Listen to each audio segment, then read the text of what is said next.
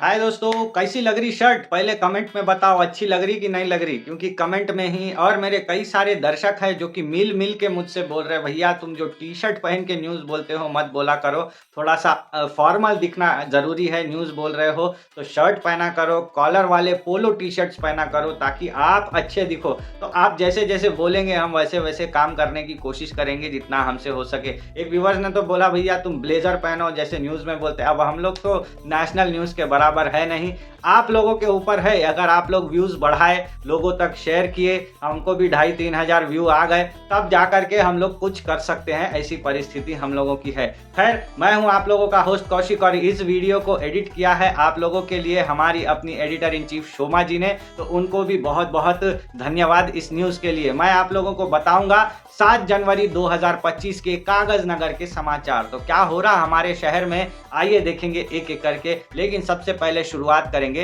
Headlines से। माता पिता को मिला विशेषाधिकार, इंटर प्रैक्टिकल परीक्षा की तैयारियां शुरू।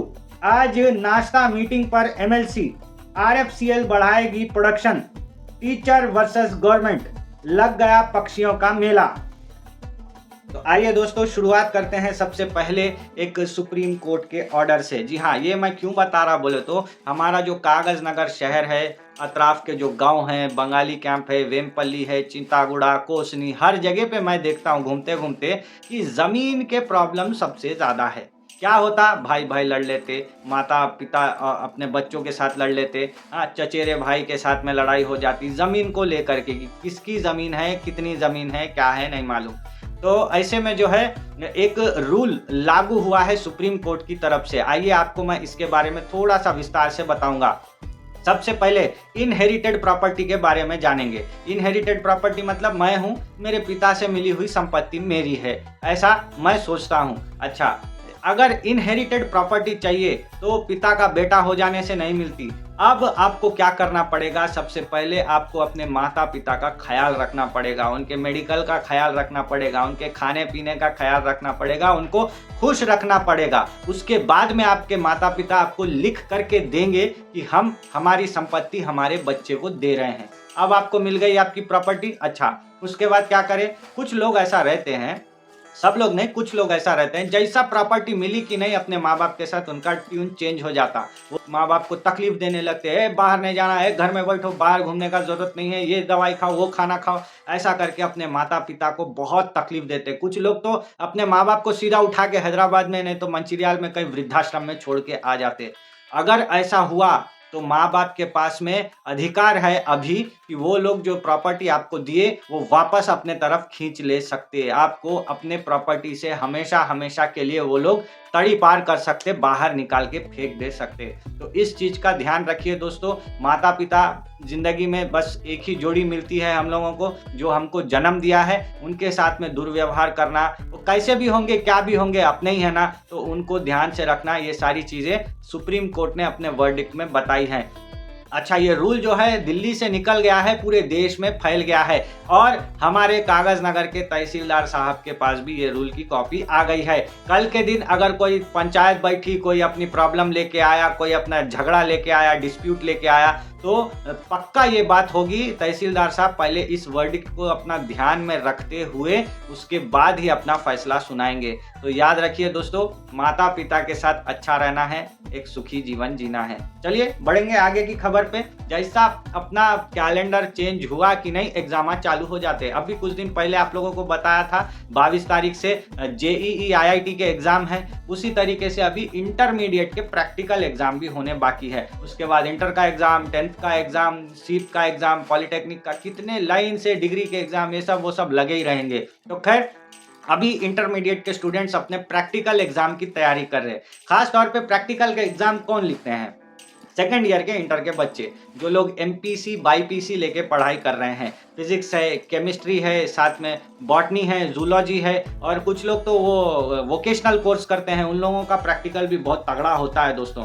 तो ये लोग जो बच्चे हैं अभी अपने प्रैक्टिकल एग्जाम की तैयारी कर रहे हैं। इन लोगों का एक प्रैक्टिकल रिकॉर्ड बुक बनेगा, उसके बाद में वाइवा एग्जाम लिया जाएगा। लेकिन ये लोग जो है अभी परेशान है स्टूडेंट्स। क्यों? क्योंकि जो हमारे कागज नगर के आस पड़ोस के कुछ गांव हैं, इन कॉलेजों के अंदर में ना अच्छा इंफ्रास्ट्रक्चर नहीं है। आधे से ज़्यादा बच्चे तो बोल रहे प्रैक्टिकल एग्जाम है लेकिन हम आज तक लैब में नहीं गए। कुछ लोग बोल रहे लैब असल ही नहीं है हमारे कॉलेज में, वो क्लासरूम में 4 बर्तना ला के दिखा दिए, थोड़ा ये मिलाओ थोड़ा वो मिलाओ, लैब का काम हो गया।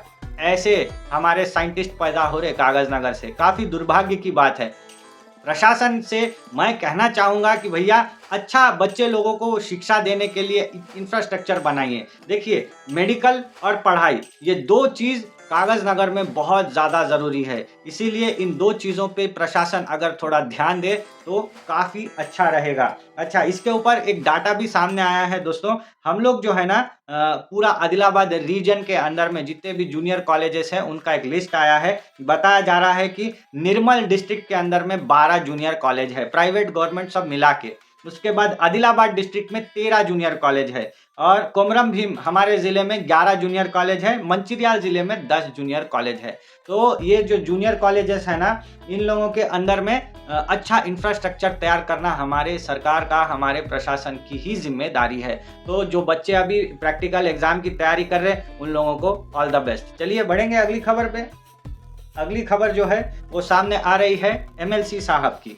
एमएलसी साहब बहुत ज़्यादा दिखाई दे रहे कागजनगर में इन कुछ दिनों से, वो अपने कार्यकर्ताओं से मिल रहे हैं और बहुत सारे लोगों से मिलते हुए दिखाई दे रहे हैं। एमएलसी कौन है? हमारे दंडे विट्ठल साहब, कांग्रेस पार्टी के नेता हैं, हमारे कागजनगर आदिलाबाद इलाके के एमएलसी हैं। अच्छा, वैसे तो इनको कायदे से आदिलाबाद भी देखना है, मंचिरियाल भी देखना है, निर्मल भी देखना है, लेकिन वो सब जगह छोड़ के इन्होंने ज़्यादातर कागजनगर में ही रहते। इनका घर यहाँ पे है स्टेशन के उस साइड कापूवाड़ा में। खैर, ये अपने कार्यकर्ताओं के साथ में निकल गए आज सुबह सुबह ड्राइव पे। कहाँ?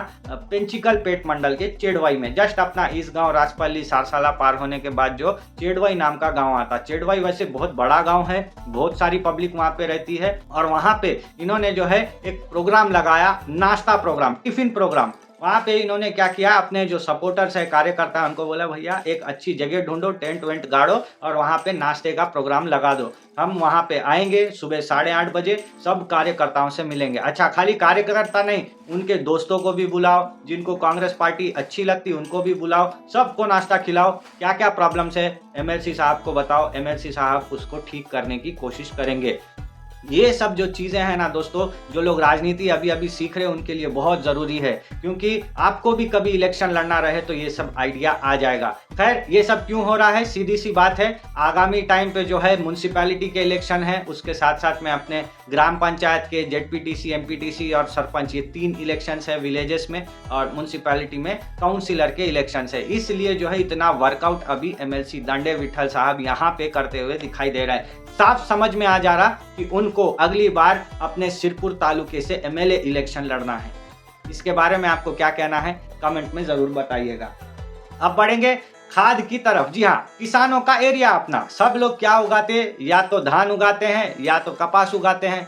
हर किसान को ज़रूरत है खाद की, और ये खाद आता कहाँ से? रामगुंडम से, क्योंकि रामगुंडम में है खाद की बहुत बड़ी फैक्ट्री। इस फैक्ट्री का नाम है Ramagundam fertiliser corporation limited, RFCL। ये कोई प्राइवेट कंपनी नहीं है, ये एक्चुअली सेंट्रल गवर्नमेंट की एक फैक्ट्री है। जैसा कि हमारा NTPC थर्मल पावर है, रेलवे है, वैसे ही RFCL भी सेंट्रल गवर्नमेंट की है। और सेंट्रल गवर्नमेंट वहाँ पे जो है अच्छा वहाँ पे सेटअप लगाई नया ताकि वहाँ पे जो है केमिकल और फर्टिलाइजर तैयार किया जा सके। तो वहाँ पे इस बार जो है मोदी जी परसों वहाँ पे फ़ोन किए थे, फ़ोन करके वहाँ के डायरेक्टर साहब को पूछे कि भैया क्या हालत है RFCL के, ठीक से चल रही कि नहीं चल रही, वहाँ पे प्रोडक्शन का क्या हाल है। तो वहाँ के मैनेजर साहब बोले कि इस बार हम लोग 2025 साल में प्रोडक्शन बढ़ाएंगे, ज़्यादा यूरिया बनेगा, केमिकल बनेगा, फर्टिलाइजर बनेगा, नैनो यूरिया भी आजकल बना रहे। नैनो यूरिया बोले तो क्या, पहले 1 एकड़ के लिए बहुत सारे बस्ते यूरिया यूज़ करते थे, वो बस्ता ढो के लेके जाके मारते बैठो। अभी नैनो यूरिया आ गया, 2 बाटिल बस है, 1 एकड़ में काम हो जाता। तो ऐसा वो बाटिलों में आता है और नैनो यूरिया आजकल बहुत प्रचलन में है। RFCL वालों ने एक और चीज़ कही, प्रोडक्शन इतना बढ़ाएंगे, अगर सरप्लस हो गया मतलब एक्स्ट्रा बच गया हमारे पास फर्टिलाइजर, बाहर देश को बेच देंगे, वहां से डॉलर कमाएंगे। तो ये RFCL वालों ने कहा है। इससे फायदा किसको होगा? मंचिरियाल, चन्नूर, बेलमपल्ली, आसिफाबाद, कागजनगर, ये सारे इलाकों के किसानों को मिलेगा, क्योंकि ये जो सब्सिडी वाला जो हम लोगों को खाद मिलता है ना, ये RFCL से ही आता है। चलिए दोस्तों, देखेंगे अगली खबर को, जो कि है समग्र शिक्षा अभियान से जुड़ी हुई। यहाँ पे सेंट्रल गवर्नमेंट की बात फिर से करना चाहूँगा। अच्छा, ये कहानी को अच्छे से सुनिए। सेंट्रल गवर्नमेंट ने क्या किया है, कागज नगर में और हमारे ज़िले में करीब कितने 15 ऐसे स्कूल बनाए हैं जिसका नाम रखा गया है कस्तूरबा गांधी बालिका विद्यालय। ये पूरे देश में चल रहा है, तो हमारे कागज नगर के आसपास के इलाके में 15 ऐसे कस्तूरबा गांधी बालिका विद्यालय खोले गए हैं। इस स्कूल में क्या होता है, पढ़ाई लिखाई खाना पीना सब free, only for girl child, बस इसमें सिर्फ लड़कियां ही पढ़ सकती हैं। तो बच्चियों को बहुत इससे प्रॉफिट हो रहा, बहुत सारे लड़कियां जो है इस स्कूलों में पढ़ाई कर रहे हैं। अच्छा, आंकड़ा आपको बता दूं कितने बच्चियां पढ़ रहे हैं इस स्कूल में, 4100 के करीब लड़कियां जो है इस कस्तूरबा गांधी बालिका विद्यालय में अभी पढ़ाई कर रही है। लेकिन इस स्कूल के अंदर में जो पढ़ाने वाले लोग हैं ना, 180 टीचर्स अपॉइंट हुए हैं। ये सारे के सारे 180 टीचर्स जो है ना कॉन्ट्रैक्ट बेसिस पे लिए गए हैं, क्योंकि सेंट्रल गवर्नमेंट ने जो है टीचर्स खुद के अपॉइंट नहीं किए हैं। तेलंगाना गवर्नमेंट को बोला है कि भैया आप लोग ही कॉन्ट्रैक्ट के लोगों को एज ए टीचर इसमें अपॉइंट करके रख लो, अलग से टीचिंग स्टाफ लाने का कोई ज़रूरत नहीं है। तो 180 टीचरों को क्या किया है हमारे ज़िले में as a contract lecturer teacher जो है इस स्कूल के अंदर में अपॉइंट किया गया है। अच्छा, स्कूल की एक खास बात भी है, 10th भी है, इंटर तक की पढ़ाई इसमें होती है। जैसा जवाहर नवोदय विद्यालय में है, एकलव्या स्कूल में है, वैसे कस्तूरबा गांधी बालिका विद्यालय में भी 10th के बाद इंटर की पढ़ाई भी हो जाती है।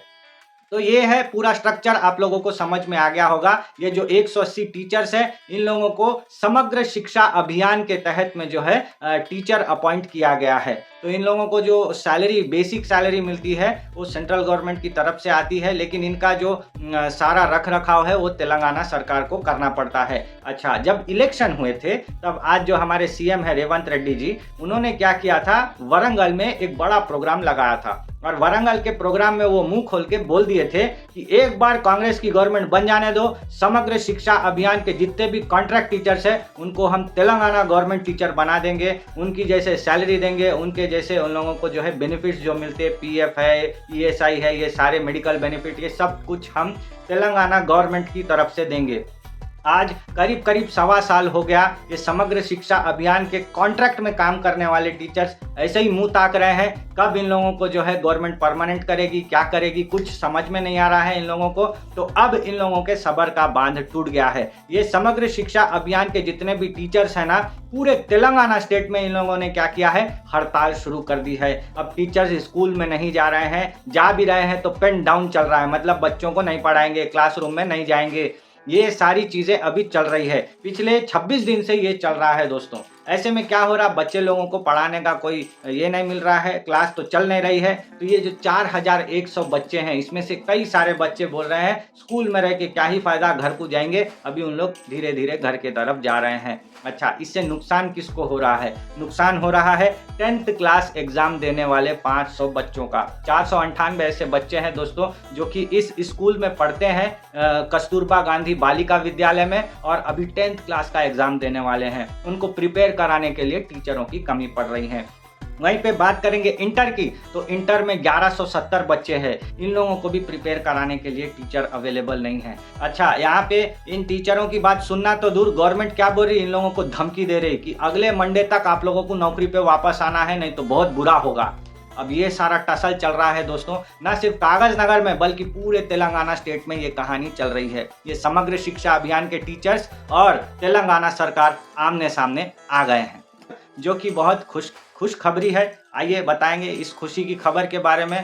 रूस के आसपास में जो देश हैं, चाइना है, वहाँ पे इस टाइम पे ना भयंकर बर्फ़ पड़ती है। तो क्या होता है, वहाँ के जो पक्षियाँ हैं यूरोप से, रूस से और बहुत दूर दूर से पक्षियाँ क्या करते हैं, जान बचाने के लिए यहाँ पे आ जाते हैं, भारत के अलग अलग हिस्सों में पहुँच जाते हैं।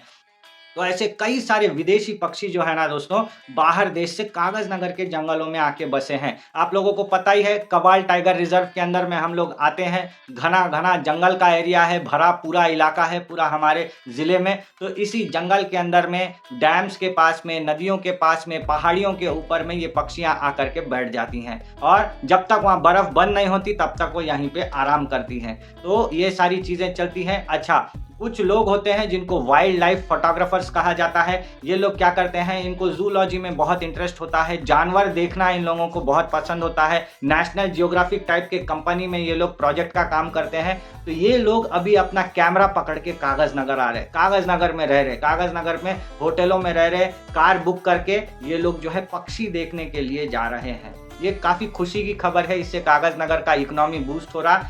धन्यवाद है उन पक्षियों को जो लोग कागज नगर तक इतनी दूर आकर के अपना सफ़र पूरा कर रहे हैं, और जब तक ये यहाँ रहेंगे तब तक कागज नगर में इन वाइल्ड लाइफ फोटोग्राफर्स का आना जाना लगा रहेगा। ये जो वाइल्ड लाइफ फोटोग्राफर्स हैं जब वापस चले जाएंगे, एग्जीबिशन लगाएंगे अपने फोटोज़ का, और उन फोटोज़ में पक्षियों का नाम तो लिखेंगे ही, साथ ही साथ लोकेशन में जो है बोल्ड लेटर से कागज नगर लिखेंगे, जिससे कि हमारे शहर का नाम पूरे देश में विदेश में बहुत फेमस हो जाएगा। तो ये थी दोस्तों कागज नगर की कुछ खास अपडेट्स। कैसी लगी ये वीडियो हमें बताना ज़रूर। अगर पसंद आई है तो लाइक एक ज़रूर कीजिएगा, क्योंकि बहुत मेहनत से ये वीडियोज़ हम आपके सामने लाते हैं, बहुत मेहनत से ये वीडियोज़ बनाते हैं। अच्छा दोस्तों, कल जो है हमारा गुड मॉर्निंग कागज नगर का एडिशन आएगा, उसके लिए आप लोग वेट जरूर कीजिएगा। इस वीडियो को लगातार कागज नगर के अपने दोस्तों तक शेयर कीजिए, ताकि उनको भी पता चले उनके अपने शहर कागज नगर में क्या क्या चल रहा है। दीजिए इजाजत, नमस्कार।